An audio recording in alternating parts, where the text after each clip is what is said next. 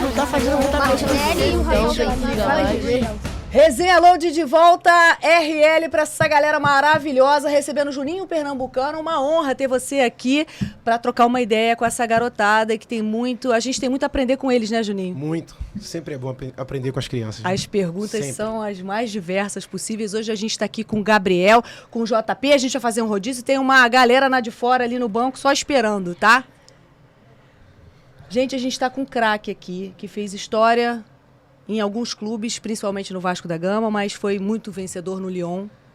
E vocês têm a experiência de jogarem os dois, né, no PSG. O Gabriel também está jogando agora em outros clubes também. E a gente fica sempre com aquela expectativa, o que vai acontecer? Será que eu vou me tornar jogador de futebol? Quais são os sonhos de vocês? Hoje a gente tem alguém aqui que sonhou e realizou. Tá aqui, ó, com a gente. Manda a tua pergunta aí, JP.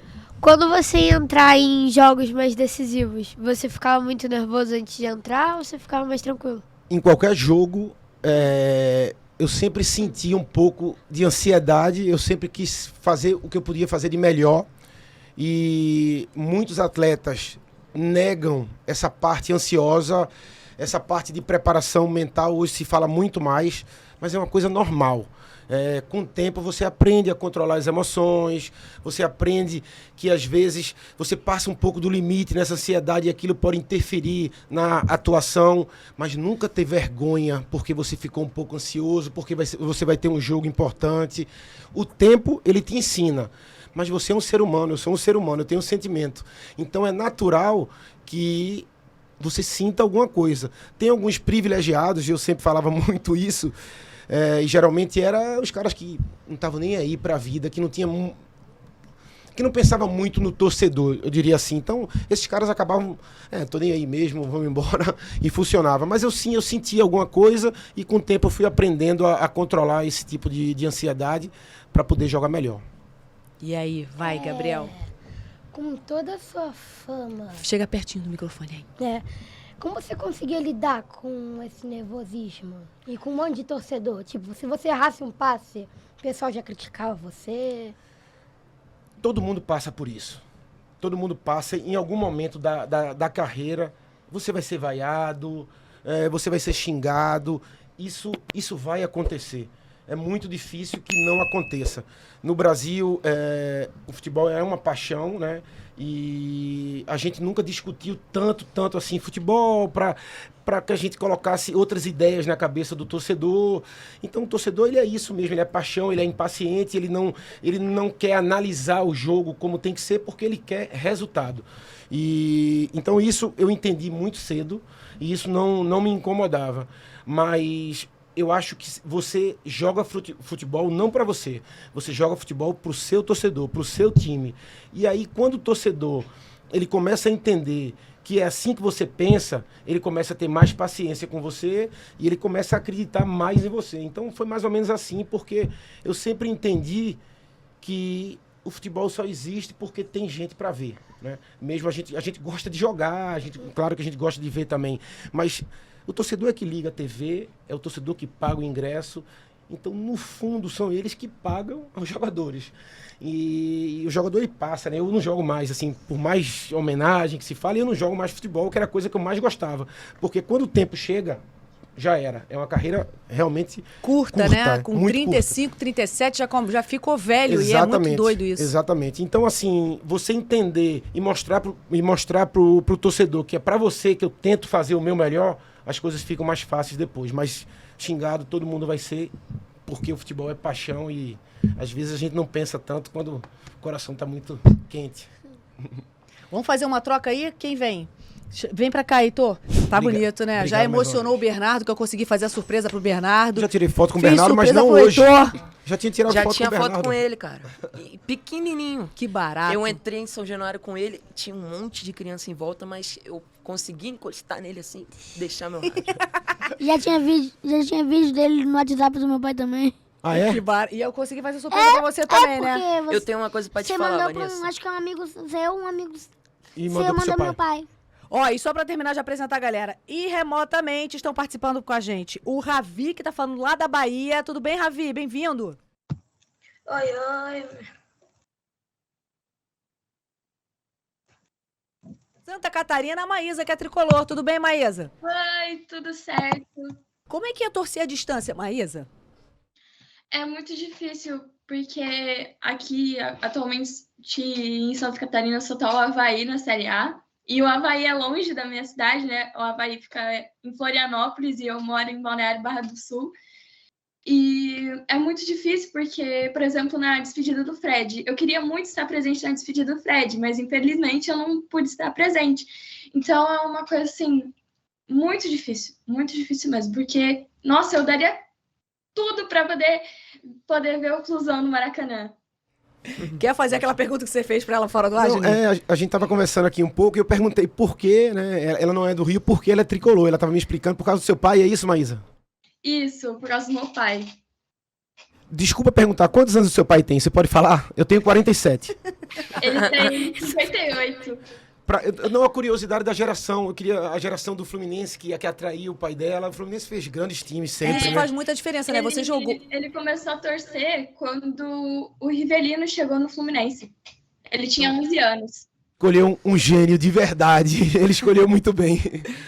Juninho, faz toda a diferença uma geração, né? Uma geração vencedora, como foi, por exemplo, aquela geração do Vasco, né? Que foi ganhando tudo ali, ali nos anos 2000, 98, ali, 2000. Você tem é muito mais fácil você ter uma geração vencedora ali torcendo para um time que tá ganhando tudo, né?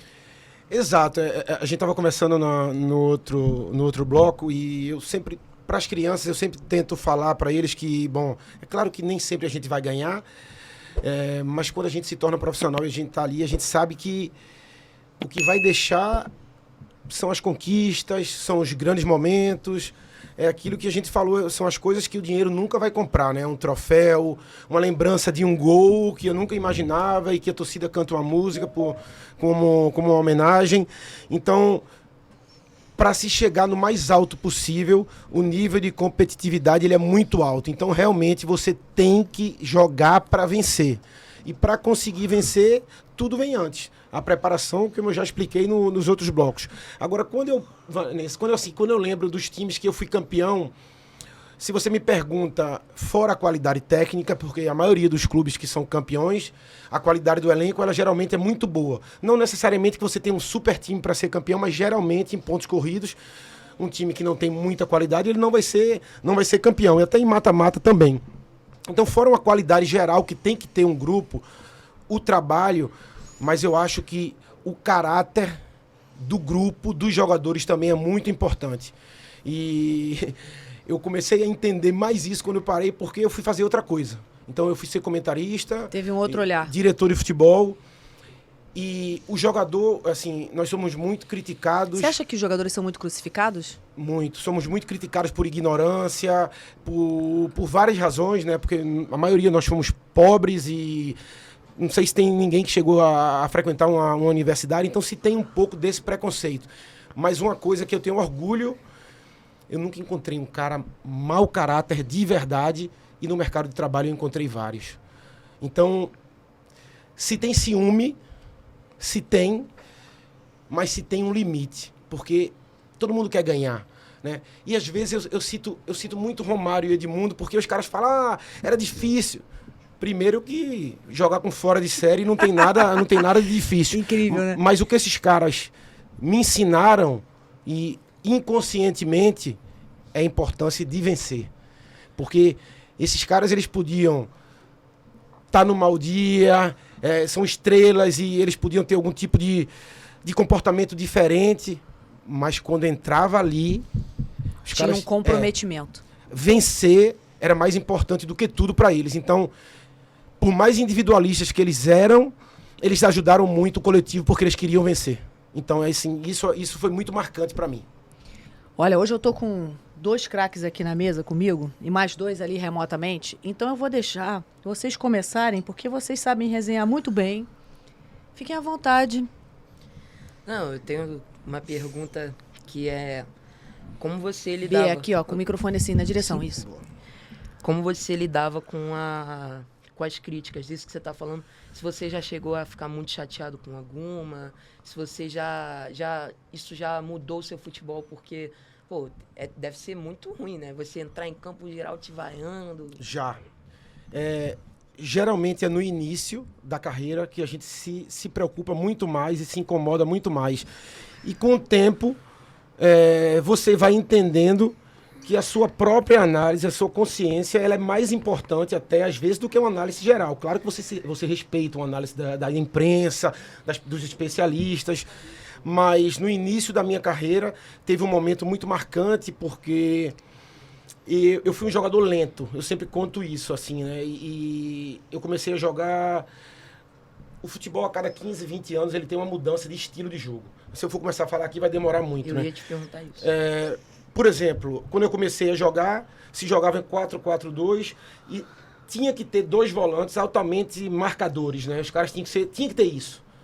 E então a exigência física estava se tornando maior já naquela época, estava se começando a exigência muito grande. E por ser um jogador lento, eu estava com dificuldade de arrumar a posição ideal para mim. E por ser jovem, você não entende isso, você se sente perdido. E se você não tiver orientação do treinador, então você fica ali no limite entre dar certo ou não. E aí eu fui muito criticado pela imprensa em Recife na época, como todos, de uma maneira que passa do limite. É a maneira de falar. Eu fiz um Twitter ontem falando sobre a ética, porque eu posso criticar você, mas eu critico com ética. Então, crítica construtiva. Exatamente.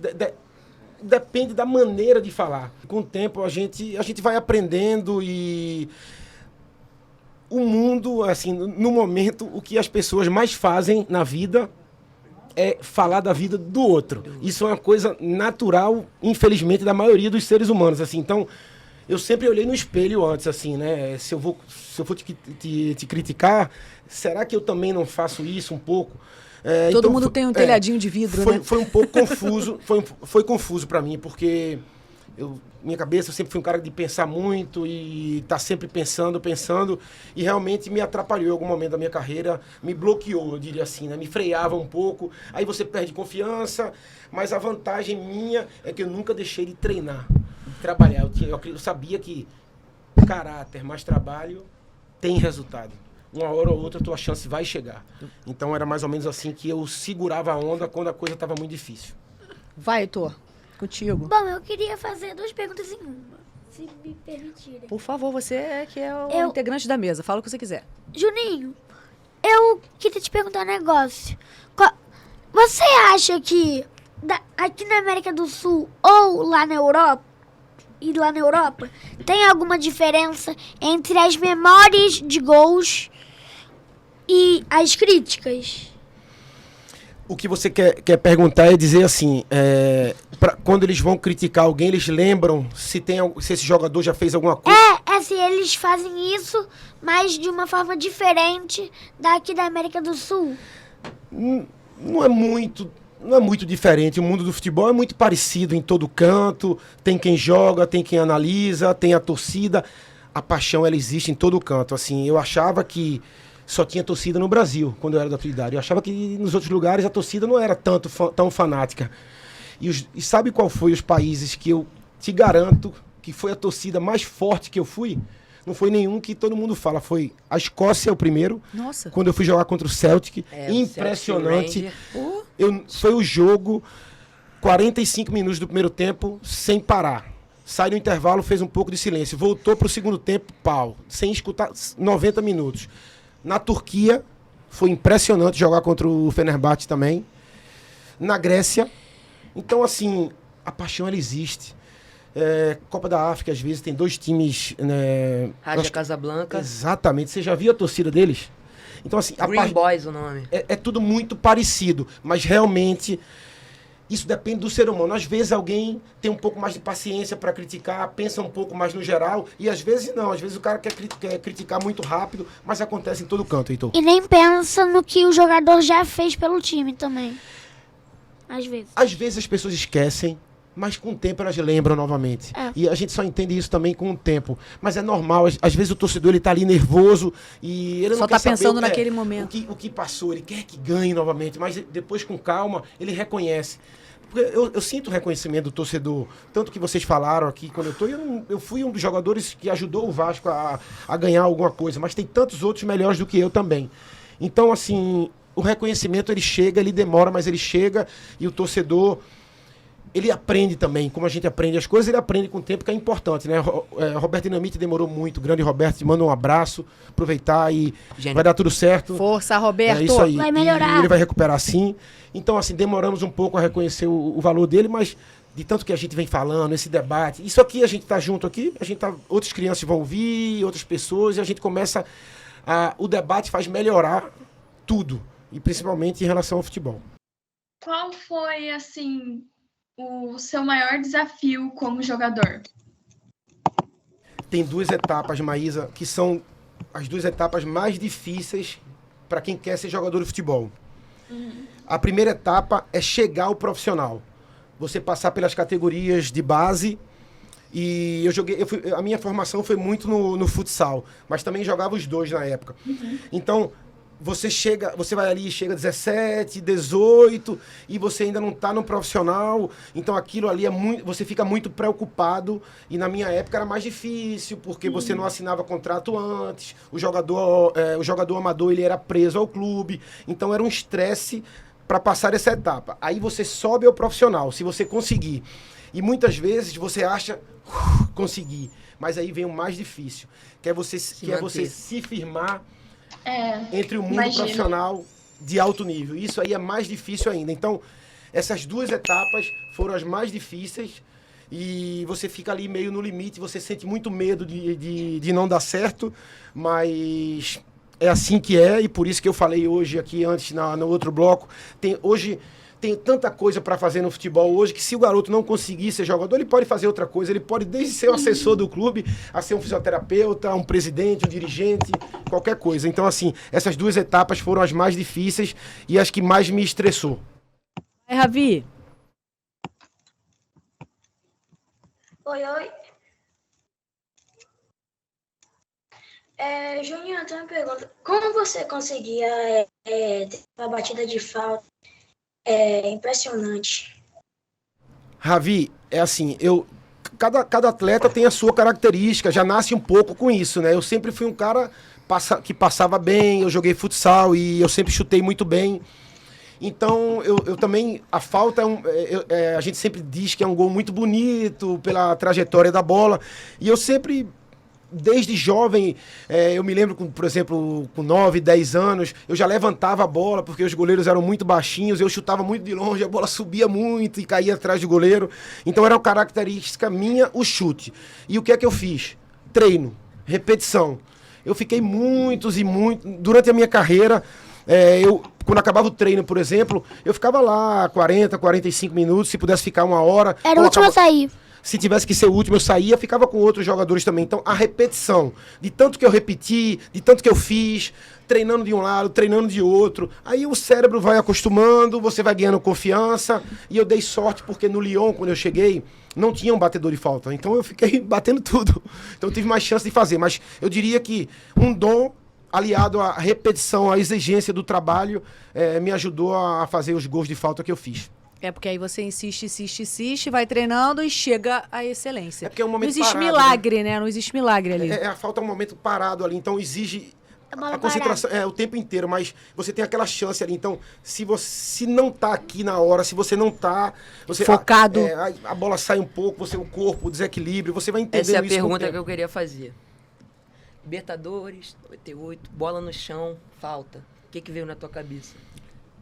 1 ano antes, é porque como eu disse agora há pouco, o reconhecimento ele demora muito a chegar, né? Então, assim, nessa época, por mais que você fizesse um pouquinho pro time, não ia ter o reconhecimento, porque no Brasil a gente sempre escolhe um ou outro, então quem tivesse mais destaque era. 1 ano antes, eu já tinha feito um gol idêntico, se você for procurar, em São Januário contra o Peñarol. E acho que foi 1 ano antes. Enfim. E eu sempre fui um batedor de falta, e naquele jogo eu tava no banco, né? E claro que eu não pensei no banco. Se eu entrar e sair uma falta, eu não estava pensando assim. Eu queria entrar no jogo. Pra ajudar o Vasco. Entrei no jogo. Foi um ano que eu voltava de cirurgia, de pubalgia. A luta era muito grande para voltar pro time, porque eram ótimos jogadores. E quando a falta saiu, A primeira coisa foi que eu corri, porque eu sabia que tinha mais de um batedor. O Ramon estava em campo, não sei se o Pedrinho estava em campo ainda. São batedores também, mas eu batia um pouco mais de longe. E a falta era um pouco mais de longe, Sim. então ninguém chegou na bola.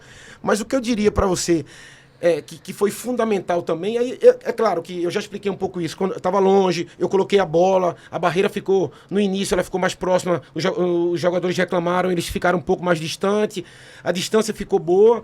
Falta, você olha para a posição do goleiro primeiro.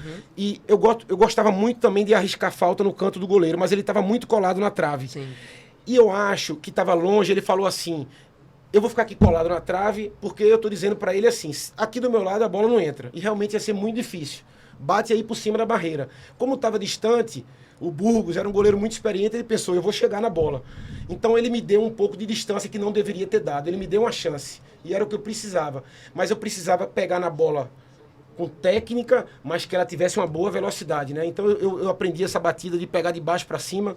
E muitas pessoas estranham, né? Porque você pega um pouco embaixo da bola, normalmente ela vai subir. Sim. Mas a trajetória da perna, do pé. Então eu peguei de baixo para cima, como eu fazia, com a energia toda do corpo. A bola subiu, descaiu e assim, foi um dos momentos, na minha carreira, um dos mais importantes. Mas eu estava preparado já para aquilo.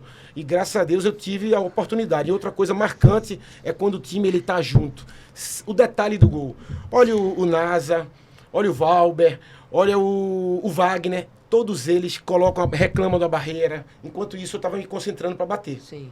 Né? Porque é muito ruim quando você vai bater e você tem que reclamar do juiz. E aí, pô, a barreira, aí você volta, a concentração. Já tira a sua concentração. O posicionamento. Então, foi isso aí foi esse conjunto de situações que me deu essa sorte de fazer esse gol tão importante. Eu vou pedir...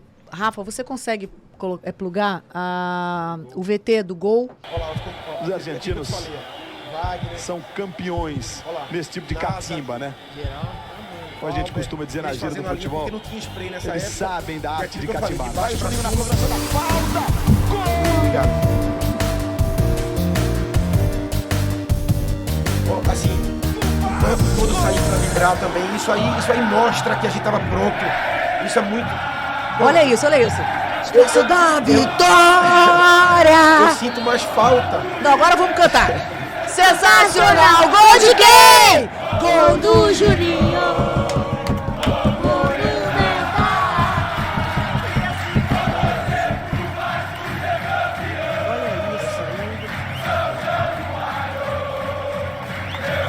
O que você sente revendo? Reclama do posicionamento da barreira. É emocionante, Os argentinos gratificante, mas são assim, campeões nesse tipo de catimba, eu tento não né? pensar muito, Como a gente porque- costuma dizer na gira do futebol. no fundo foi todo um time que participou. Eu acho que cita meu nome pelo gol, mas é uma homenagem geral. Eu sinto que é uma homenagem geral, Que porque futebol é equipe. exatamente, é a única Libertadores, por enquanto, que o clube tem, que venha outras e outras gerações, se Deus Amém. quiser, mais pra frente. E assim, Você esteja porque no fundo a coisa tem que ser humanizada mesmo, para que eu não me sinta nada de especial, e eu tenho muito cuidado com isso é da minha cabeça, então às vezes eu nem penso tanto, mas claro, quando eu assisto o jogo, tava na TV e você começa a sentir isso, às vezes você se emociona, e Passa um filme na sua exatamente, e assim, eu sou muito grato, e foi uma sorte muito grande, porque foi, como eu disse, né, um gol que decidiu, que nos levou à final, mas foi uma equipe toda que fez uma grande competição. Na né? transmissão de ontem do Sport TV, eu não lembro o nome do comentarista que tava. Desculpa, não falei obrigado pelo tá. café. Cafezinho. O comentarista que tava lá, ele falou, depois do gol do Andrei, que foi a jogada ensaiada ali, que tiraram até do Napoli, não sei, que quando o coletivo funciona, o individual aparece. E, pô, isso fez total sentido. Aí o moleque brilhou. Esse cara é uma estrela, É, né? porque olha só, se a bola não chega no Juninho, não tem gol do Juninho, concorda? E aí pra bola chegar no Juninho, tem que ter uma equipe. Ninguém Exatamente. joga futebol sozinho. Um detalhe, por exemplo, a gente fala do passe decisivo, né? A gente fala do passe decisivo. Mas quem prepara a jogada para que você faça o passe decisivo? Por exemplo, o lateral ele tá passando e aí o meio-campo, como o Andrei, por exemplo, ele acha aquele passe entre o lateral e o zagueiro, o lateral cruza de primeira, o atacante faz o gol. Se não tem esse passe, o passe decisivo vai sair do lateral, que foi o cruzamento, mas quem construiu a jogada. Então, realmente, às vezes, a gente não para O para pensar coletivo é no muito todo. importante. Fundamental, Maísa. Como é que você vê isso aí, Maísa? Me conta aí. Eu vejo isso principalmente no Fluminense de Diniz, atualmente, funciona muito bem. E o Diniz, ele junta todos os jogadores. Isso que fica, assim, melhor, porque o vestiário está unido, os jogadores são unidos. E é incrível, assim, em campo, a gente vê o Fluminense jogar, é uma poesia, porque é o coletivo todo. Então, é muito bom. E, assim, eu até aproveito... Pode continuar, continua, mãe.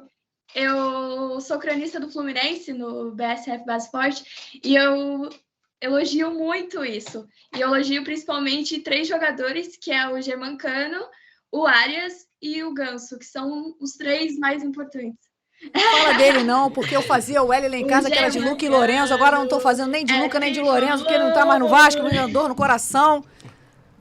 Não, isso que ela falou, o Diniz, eu vou te contar uma coisa. Eu joguei no Lyon, né, como você sabe, voltei para uns 3 anos atrás, voltei para ser diretor de futebol e precisávamos de treinador e eu poderia escolher um treinador e eu queria levar o Diniz. Nós almoçamos, conversamos, eu conheci o Diniz no futsal, eu sou 2 anos mais novo e o Diniz era um fenômeno no futsal. O Diniz, Manuel Tobias e Falcão, ele era o próximo, assim, desse nível. E aqui você atribui o dinizismo agora, todo mundo só fala nisso, né? Não, aí... Agora também tá faronismo agora. Todo mundo está parando para ver a arte assim, do dinizismo. Eu gosto muito do estilo dele. Eu gosto do que ele faz. Ele se aproxima muito do que Guardiola faz. Posse de bola o tempo inteiro, movimentação. E eu acho que ele aprendeu muito, porque ele está com um comportamento diferente atualmente. Ele está mais sereno, ele está mais próximo dos jogadores. E ele conhece muito de futebol. Se ele conseguir esse equilíbrio emocional, que talvez, é só um tempo que a gente aprende, e talvez, assim, não ter vergonha de ser próximo dos jogadores, às vezes com limite, é claro, porque ele é o treinador. E eu acho que é isso que está mudando. E realmente hoje... ver o Fluminense jogar é agradável. É o melhor futebol do Brasil. Muito eu falei lindo. isso. É o melhor futebol do Brasil. É agradável. Assim, a gente podia falar de futebol a tarde inteira aqui, mas ele realmente é uma referência pra mim. Sou sincero pra você. Aí alguém vai dizer, pô, mas nunca ganhou nada. Ele vai ganhar. Eu acredito que ele vai ganhar. Vai ganhar. Ele vai. E assim, e como eu disse, ele tem essa coisa de acreditar no que ele pensa e às vezes é importante também, por mais convicção que você tenha, não custa nada você sair um pouquinho para ver. E o que faltava, talvez ele esteja entendendo que é variar um pouco, porque também você não vai ganhar só controlando o jogo aqui nesse setor, passando para o outro, um pouco mais de velocidade. Ele fez isso ontem. Então ele está conseguindo variar e por isso que eu acho, para mim, ele é o melhor treinador depois do treinador do Palmeiras. O treinador do Palmeiras é o melhor treinador do Brasil hoje. Depois, para mim, o Diniz está entre os 3, com certeza. O Diniz, eu já ouvi um jornalista falar isso, eu não lembro qual, cara, eu sou muito esquecido. O cara falou que o Diniz ainda no Vasco, né? Que o Vasco fez uma sequência de vitória, ficou aquele negócio do Vasco sobe. O cara falou, que eu concordei, eu não sei se é isso realmente. O Diniz, ele bota na cabeça do jogador que se ele não tentar, ele não vai conseguir. Por isso que direto tem aquele susto da bola... O fator psicológico faz toda a diferença. Da bola ali, troca de bola em frente à área. Às vezes, no São Paulo teve muito erro, né? O Thiago Volpi errava muito. Mas ele bota na cabeça dos jogadores que se ele não tentar, ele não vai acertar. E isso é prática. E ele joga sem chutão. Mas às vezes é necessário. Não é um chutão, por exemplo... O que ele faz é o que faz o City. Eu acho que ele se inspira no Guardiola, que é você ter a bola para dominar o seu adversário. O que é o futebol?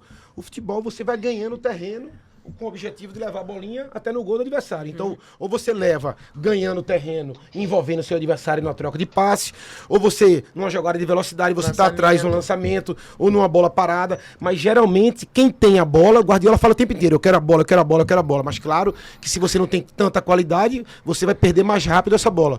Então, o Diniz, o que ele faz... Tiro de meta hoje é a evolução do jogo. Por exemplo, eu não joguei futebol... Com tiro de meta sobre pressão, o goleiro sair jogando. A bola tinha que sair da área também, antes. Então, assim, essa é uma evolução do jogo. Tiro de meta, pressão, você vai sair jogando. Tem que tentar sair jogando. Aí, o que é que acontece? Às vezes você vai errar e o seu gol tá ali. Então você pode tomar ou gol ou uma situação muito difícil e aí todo mundo, por que saiu jogando? Tem que sair jogando. Esse negócio do tiro de meta, eu não lembro quem falou, acho que foi a Maísa, falou da pressão do jogador novo quando ele chega ao profissional. E o Andrei do Vasco, eu reparo a jogada que ele faz, que ele vai até a área, pega a bola e sai conduzindo. E vai embora. Não, ali é a saída, tiro de meta, né? Geralmente você sai com os 2 zagueiros. Aí você tem a opção de você pedir para um meio-campo seu recuar, para ele ficar entre os 2 zagueiros, para os laterais adiantarem um pouco. E como é o Andrei, esse cara que vem fazer isso, ele tem que bater bem na bola, porque se ele ficar pressionado, ele pode jogar uma bola de 50 metros. O Andrei tem força, ele pode arriscar um drible, o que ele fez. Então, assim, é a característica do jogador. O treinador pede por isso. E, como eu tô te dizendo, eu não conheci isso no futebol. Eu acho que eu ia ter mais prazer ainda, porque é uma situação que você tá longe do gol, mas é uma situação que quando você limpa, fica o campo todo na sua frente. Então, o Andrei, ele tá arrebentando também por isso, que ele consegue limpar algumas situações, e é aí que você pega o adversário e começa a criar um pouco de buraco, né? Porque tá marcando em cima. Mas isso é um pouco a evolução do jogo, e o Diniz, isso é perfeito. Mas o tiro de meta, voltando só para terminar, às vezes a marcação foi bem feita, e você tem que ter humildade para aceitar. Quem é o goleiro do City? É o Ederson. Ele bota a bola de uma área a outra. Você Ele acha que o tem Guardiola um recorde. escolheu ele por acaso? Não, por quê? Porque quando a marcação encaixa, ele lá no meio campo ficava o Sterling aberto de um lado e o Mahrez aberto do outro, 2 caras rápido. A marcação foi o Ederson, pum, uma bolinha direta e você cria uma situação. É a variação. Mas o que o Diniz faz é o que o mundo inteiro quer fazer. Todo mundo quer fazer igual. Todo mundo quer aprender com o professor Diniz. O mundo inteiro também. Madonna. Também. Mas assim, quando eu falo igual, é sair jogando, dominar o adversário, marcar em cima, recuperar a bola lá. Agora, quanto melhor é seu time, melhor ele vai fazer isso. E a outra coisa que a torcida do Vasco sempre fala, você também tem que ter consciência do plantel que você tem. Eu não posso pedir...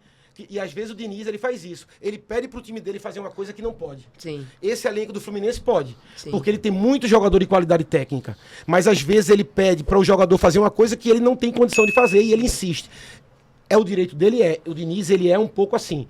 Mas isso tudo faz parte da evolução do futebol atual. Por isso, quem colocou o goleiro no jogo foi o Guardiola. Eu tenho uma pergunta pra te fazer. Posso? Deixa eu só botar o Ravi no papo, senão ele não participa. Vai, Ravi. Abre o microfone aí, faz mais uma pra gente fechar aí. Quando eu conheci Júnior Pernambucano, foi assim, tipo, eu tava assistindo sabe Fute-Paródias? Não sei se vocês conhecem. Tava tendo uma paródia lá de faltas. Aí passa Júnior Pernambucano, aí eu vi as faltas dele e falei, pô, esse daí é massa. Aí eu comecei a acompanhar ele, aí depois eu só tava vendo vídeos dele no YouTube, das faltas dele. O YouTube faz Porra, isso, né? Vi. Isso é fantástico, né? Apresenta os jogadores para as outras gerações, para as novas gerações. Exato. Quantos anos você tem, Ravi? O Fute Paródia faz isso muito. Eu vou trazer eles aqui, hein? Beijo pros meninos Fute Paródia. 12 anos e assim, é exatamente isso, né? Pra mim, pronto, isso é muito prazeroso. Uma criança que nunca me viu jogar, né? E tá dizendo que se interessou em ver, isso é muito bom. Obrigado, tá? Que barato, cara. Meu pai me Eu contava também de falei você assim. toda hora. Eu também vi. A primeira vez que eu vi Quem? Fute Paródia? Não, Fute Paródias? o gol Ah, foi num canal antigo do ah Vasco. esse gol da Libertadores, você tá falando? É. Ah, tá. Foi no canal antigo do Vasco. O YouTube tem esse poder. verdade. Ele apresenta Verdade. para as novas gerações a história do futebol. E isso é maravilhoso. né? Porque aí as novas gerações podem aprender e podem tentar jogar igual jogaram os antigos. Igual o Figueiredo tá tentando bater as faltas igual você batia.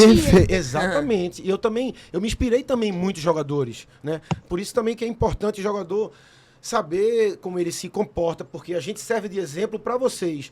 Vocês, quando se tornarem jogadores, vão servir de exemplo para outras crianças. E é assim que a gente melhora a sociedade de uma forma E o geral. desenvolvimento de jogadores que podem vir por aí também. Exatamente. Então, o jogador, ele demora a entender, mas ele tem uma outra função também, porque, como eu falei antes, tanta gente que vai ver jogar, tanta criança, tem que ter um comportamento adequado. Aqui, Você- quer aproveitar não? Depois eu vou pegar um autógrafo. Aproveita, Agora já eu tenho passa uma aqui, pergunta. ó. Passa pela mesa aqui assim, ó. Pra você. Você Pega aí, ó, Bia. Acho que acabou vivendo um pouco disso, porque você jogou antes de 2000 e depois de 2000. Eu não sei se foi 2000 realmente o ponto de partida, mas como você viu e vê, né, essa mudança que o futebol teve, que eu acho que você viveu um pouco dela.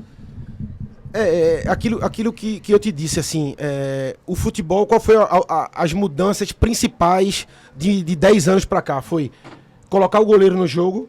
Por que colocar o goleiro no jogo? Porque o futebol tá muito rápido. Então, quanto mais rápido, menos espaço você tem.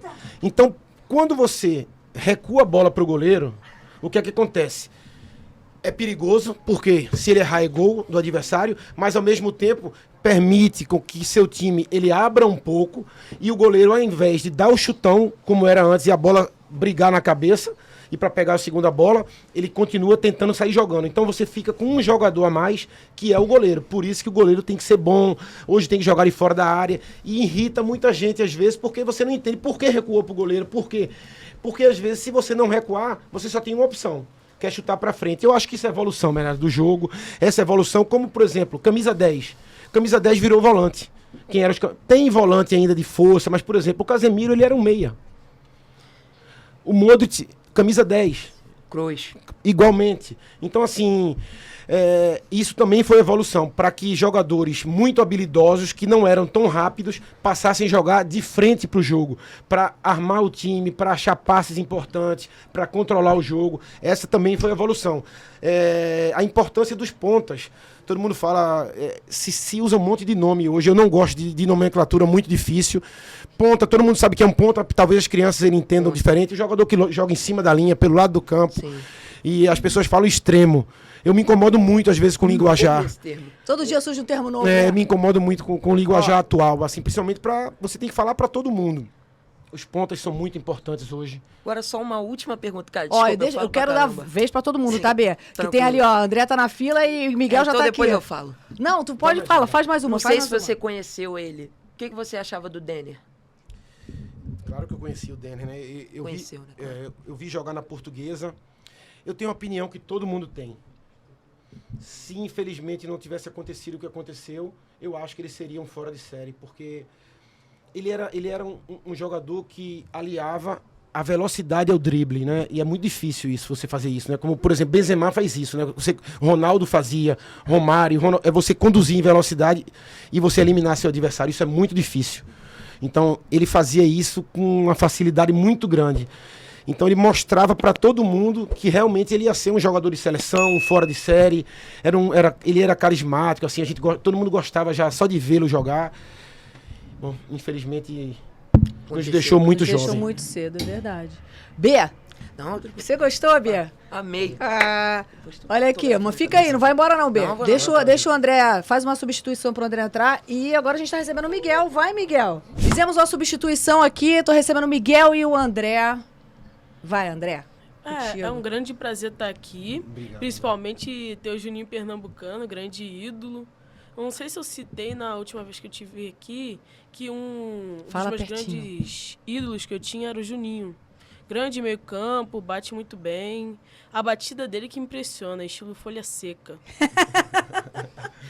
Ele estava me dizendo que ele é documentarista, que gosta de ver tudo do futebol, que não joga, mas que é a paixão dele. Achei muito bacana ele me contando aqui quando chegou.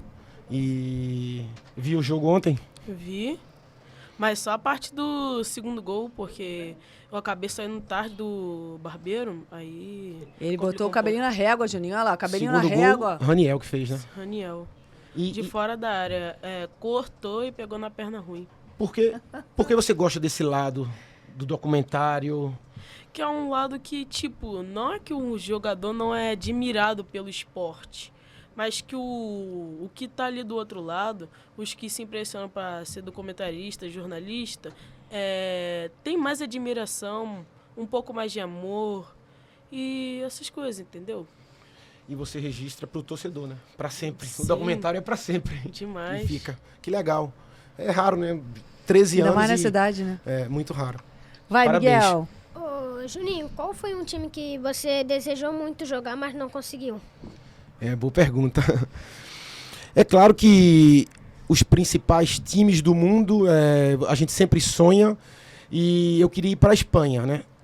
E eu queria jogar no Barcelona.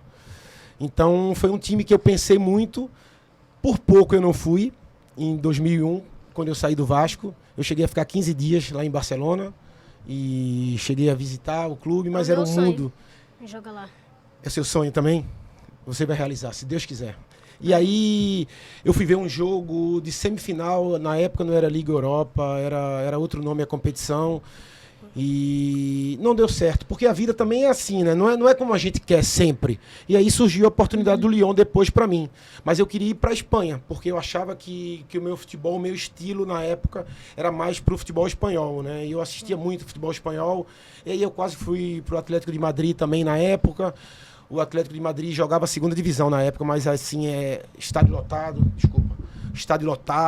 presença de torcida muito grande, um time de massa também. Mas se eu disser um time assim, foi o Barcelona, eu diria, porque eu cheguei um pouquinho perto de ir.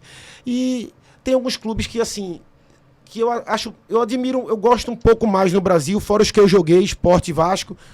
E, por exemplo, se eu tivesse a maturidade que eu tenho hoje, eu teria jogado no Boca. Boca Juniors? Isso. No final de carreira, eu teria jogado no Boca pela paixão. Eu também gosto do Atlético Mineiro. Eu tenho um medo dessa torcida do Boca, sabia? A torcida deles. Não é? Eu também O gosto. estádio deles, nossa. Falam que é assombrado até pelos Assombrado? Mas assim, quando você sonha jogar, você tem que entender que não necessariamente você vai jogar onde você quer, mas você, independente da camisa que você veste, né, eu expliquei um pouco antes, você joga para o seu torcedor e aquele clube já tem uma história e você vai começar a fazer parte dela. Então você tem que se dedicar muito, mesmo que você não tivesse nenhuma admiração pelo aquele clube e você chegou nele. Você tem que respeitar. O ideal é, claro, se você torce por um time e você se torna jogador nesse time, é muito mais agradável. Mas tem um momento da vida que quando você se torna profissional, é como se mudasse um pouco a chave. E a gente... Não é que você perde a paixão do torcedor, mas é como se a responsabilidade fosse outra. E aí você começa a pensar um pouco diferente, porque você está ali dentro e você tem que dar certo. É mais ou menos assim. Foi isso. E aí, mais alguma curiosidade, meninos? Eu tenho. Juninho, o que você acha do time de hoje do Vasco? Eu acho que o time do Vasco hoje ele é bem melhor que o do ano passado, que jogou a Série B. Ele é muito mais equilibrado. Ele tem um sistema... Tava um time que levava poucos gols, mas a gente vê que tá todo mundo trabalhando muito bem sem a bola. Eu acho que normalmente, se jogar o que está jogando, não vai sofrer para voltar esse ano. Mas ainda é um time que sofre em relação à criatividade. Conseguiu fazer 4 gols no último jogo, mas estava com muita dificuldade de criar. Precisa de algumas peças para você jogar num nível muito melhor. Mas eu tô gostando muito do time. Acho que os dois zagueiros eles estão bem entrosados. Jogadores que estão conseguindo segurar bem. O goleiro, Edmar, Gabriel também na lateral direita. E, como eu falei, do Andrei. O time com o Andrei é um outro time, porque e isso é muita responsabilidade para ele. O que você achou da chegada também do Alex Teixeira, o retorno? Foi muito bom, grandíssimo jogador. O Nenê é um craque ainda, 41 anos, é impressionante a qualidade que o Nenê tem. Mas é claro que esse time jogaria Série A para vencer, ainda precisa de mais. Mas o que eles estão mostrando, pelo menos para mim, nos jogos que eu vejo, é muita vontade, muito coração. Eles sabem que o Vasco precisa voltar para a segunda divisão e o torcedor não precisa ter essa preocupação. Não é um grupo, ele não passa essa ideia de ser um grupo que não está nem aí, né? Às vezes eles ficam até mais tensos, eu sinto às vezes o time até mais tenso e começa a errar um pouco mais. Ontem, por ter começado logo com um gol, foi um pouco mais fácil. Mas eu acho que a montagem do elenco para a situação do clube financeira e atual até hoje, ela foi uma boa montagem de elenco. Gente, amei esse papo. E esse papo hoje aqui, esse aqui foi o mais longo de todos, né? Fizemos um grande revezamento aqui com a galera, que nosso banco de reservas é gigantesco. Quero muito agradecer a você, Ravi. Um beijo aí pra galera da Bahia. Maísa, um beijo pra tua galera aí em Santa Catarina. Foi uma honra participar. Sorte pro Boa seu time. sorte no dinizismo aí, hein? Como é Valeu, que é Ravi. o nosso agora é Como é que é agora? Faroísmo. Faronismo. E assim encerramos mais uma resenha, o Resenha Load especial com o Juninho Pernambucano. Muito obrigada, Juninho, pela presença aqui. Obrigado também. Até a próxima, galera. Até. Até. Tá fazendo muita coisa.